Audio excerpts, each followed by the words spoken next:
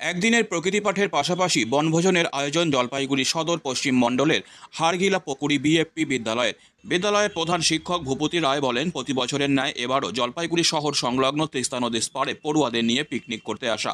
তিস্তা নদীর পাড় এলাকায় পরিবেশ অত্যন্ত ভালো, পিকনিক করার আদর্শ জায়গা এটি। সবাই মিলে একসঙ্গে আড্ডা হইহুল্লোড় করে দিনটি উপভোগ করছি। এখানকার পরিবেশ খুবই সুন্দর। তিনি আরও বলেন, বিদ্যালয়ের তৃতীয়, চতুর্থ থেকে পঞ্চম শ্রেণী পর্যন্ত প্রায় ৩৫ জন পড়ুয়া বনভোজনে উপস্থিত ছিলেন। অন্তর্গত হাগলা পুকুরি বিএপি স্কুল থেকে আমরা প্রতিবারেই বাসে নিয়ে পিকনিক করতে আসি। তো এবার আমরা আসছি জলপাইগুড়ি জুবিলি পার্ক লাগোয়া যে ১ নম্বর স্পার, সেখানে। মূলত কি কি আজকে পিকনিকের মেনু ছিল আর কোন কোন শ্রেণীর ছাত্রছাত্রীরা উপস্থিত ছিল? আমাদের এখানে ছিল ক্লাস 3 আছে, 4 আছে, 5 আছে কয়েকজন। মেনু হচ্ছে চিকেন কষা, ও ডাল, সবজি আছে, পাঁপড় ভাজা। কতজন এসেছেন এখানে? আমরা টোটাল এখানে 35 জনের মতো এসেছি। আপনার নাম আর পরিচয়? আমার নাম হচ্ছে ভূপতি রায়, আমি হাগলা পুকুরি বিএপি স্কুলের প্রধান শিক্ষক।